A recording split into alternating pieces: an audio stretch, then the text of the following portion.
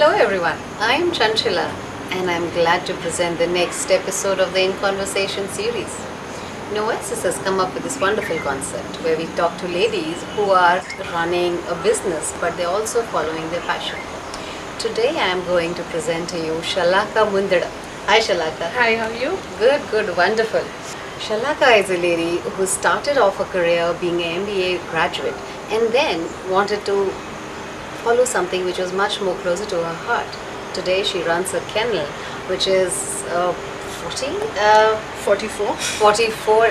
She runs a pet resort which can house 44 pets here, and not just taking care of pets, she's providing them the best facilities here. So there's so much that I have to ask you, Shalaka. Let me get started by asking you, the pet industry today has evolved tremendously over the last decade. Yes. Nowadays, people really think a lot before getting their pets here. So, tell me, Shalaka, what is it that you see the change in pet parents when they come to you, and what kind of services does the industry offer in today's date? So, I've been in this for the last 10 years now, and we've definitely seen a lot of change from say 2008 onwards till today. Okay. Now the way we've gone is pet parents of course are doing their bit from what they started off with. They're willing to do the trial stays, they're willing to do their homework prior to them coming in, which means just as you would choose a right school for your child, they're willing to see what facilities are going to be best serviceable for their dog as well. Okay.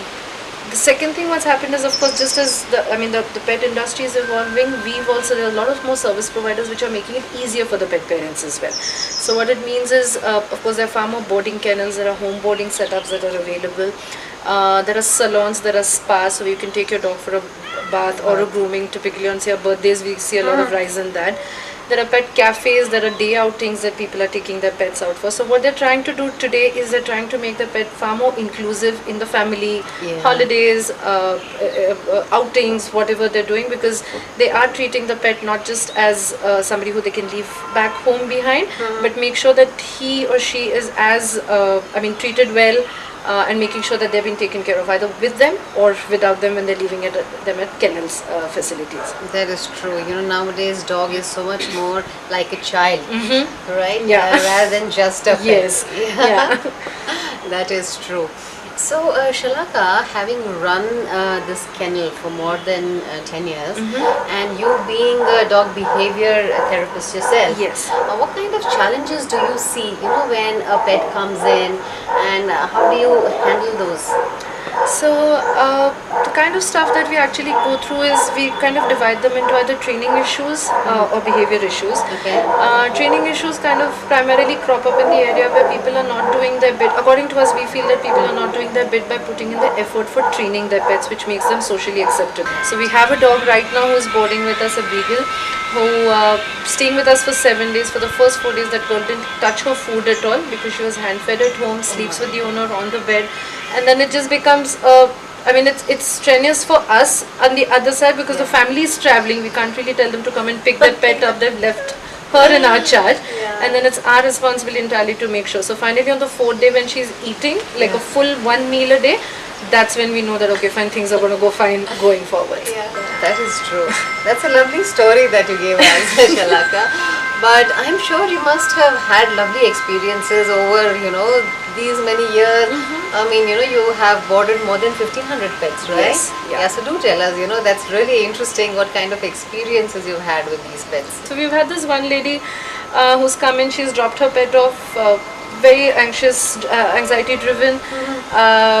She wasn't sure how the pet is going to settle down. There was major crying and everything. Well, bacha rahega kaise? That's the underlying concept. And then 10 days later when she comes to pick up the pet, the dog's running to the car, running back to the play area, running to the car, back to the play area. And that's when she started crying even more. And that's when we didn't know how to handle a situation, because obviously the pet's given me the feedback that I'm liking it here. Yeah. And then it's just a matter of handling the pet parent at that point in time. So as I was saying, the pet industry has really grown tremendously. And a lot of people now, generally people who are very passionate about pets want to get into it. Yes. So tell me, Shalaka, what is it? What would be your advice to people? What kind of courses one can do to get into this, industry and follow their passion and be part of this? Courses are plenty. What you have to be prepared for is the hard work. Okay. So there is this organization in Bombay, Canine Skin Care, which runs courses on Train the Trainer. They have an all India network which runs through this. A lot of young people who are actually entering. A lot of people like me who pretty much started off late, shifting industries and getting, as you mentioned, through their passion. So there's kenneling courses available. There are dog behavior courses available. So understanding dog behavior and temperaments, and of course, as mentioned, the basic obedience training courses. Okay. There are a couple of dog grooming courses also that's available, primarily in Bombay and Delhi, not really in any other city currently in India.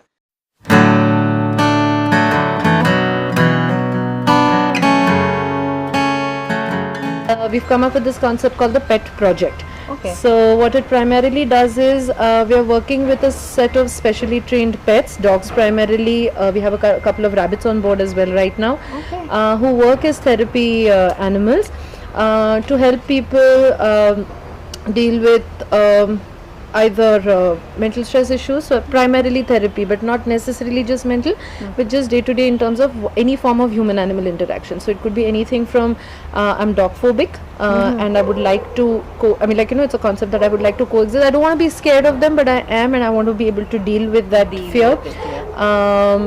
There's the medical aspect of it, where we are working with special needs children, Down syndrome, autism, where basic motor skills are being taught, through the help of dogs, because they're not the ones who are correcting you immediately. Right. So they're it's a confidence building to a certain extent, that I'm actually being able to take care of another being as a confidence booster to the child. So currently the team is dogs and rabbits, but the pet project does plan to encompass a lot more into it, with regular school children imbibe compassion as a part of the curriculum in schools, because a lot of open schooling allows us to now do that. So the pet project will primarily work in the therapy angle. Thanks a lot, Shalaka, for sharing all this information with us. Thank you so much for having me. I know, the lovely stories, the new things that we got to know. How does one get into this industry? What are the things that one needs to be prepared for, and what all does it take to be in there? Yeah, wow, lovely, great work there. Thank you. And all you people watching us, I'm sure you enjoyed watching this episode. For all the dog lovers, I am sure you enjoyed this episode particularly. And please do keep coming back for more, because I've got lovely episodes lined up for you. Different people following their passion and in different industries. Thanks a lot, and this is Chanchala signing off.